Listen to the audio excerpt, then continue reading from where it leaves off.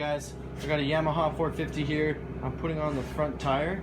In the process of that, there's two different sizes of spacers that go from your axle to your forks, and I'm going to show you what spacer goes on which side. It can be kind of confusing, and I couldn't see anything like that on YouTube that could help me out. So this is what I'm talking about. There's this spacer here, it's this size, and then you got this one over here that's this size. See that? Different sizes. I'll put them next to each other so you can see. Two different sizes. It can be confusing if they drop and you didn't see where they were, you know. So I'm gonna show you in just a sec. Okay, so this is what we found out here.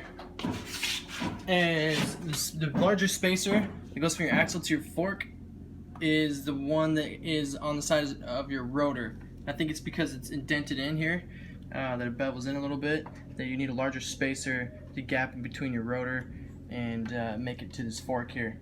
So that's what you're looking at. So the larger spacer would be on your left side and on that fork here where the rotor is, and the smaller spacer would be on this opposite side, which is your right side. So we'll slap this thing together and go from there. I'm the best. Now just yanking the chain. There's no way that I can hold this weight. Make the bottom of the food chain, but I'll make it rain. Alright guys, now that we have the spacers in place, we have the right spacers on each side of the axle connecting to the forks. Now we got the main bolt that we're screwing on. So you want to tighten this up, and once you start tightening it up, this side over here, there's no bolt you can grip onto. Well, you could, but there really isn't, and it'll start spinning inside the clamp of the fork. So once you get to that point, you want to tighten this one side here and tighten it up just a bit.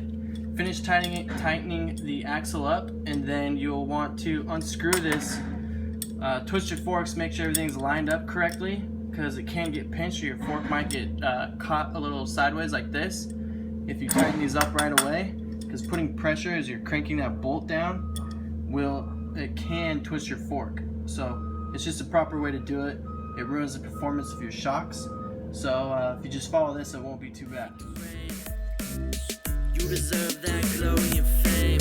I'm like a worm going viral at work. I'm pretty sure that my odds stacked against me. I gotta release the stress. I wanna get this off my chest. I'd like to kill this virus and put this to test.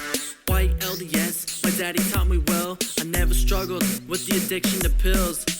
I don't drink, I don't smoke, I skip out on the bars, but I like nice suits and fast cars. I never want a freestyle battle. Alright guys, we're all set. Tire spins great. I'm not having any issues. The bolt here is sitting very flush. The forks aren't twisted or turned or anything like that, so it seems like it's going to be in good condition. If you have any other questions or anything like that, seek out a motorcycle technician and they'll definitely help you out. I never want a freestyle battle, never been part of a gang. I got no friends on my Facebook page. I'm not a marketing genius, but if I was, I'll be famous. How the heck am I supposed to make it in this music industry when I'm a white wannabe rapper? Sported when I was in diapers. I'm a lover, not a hater. Hulk, smash, I'm definitely a fighter.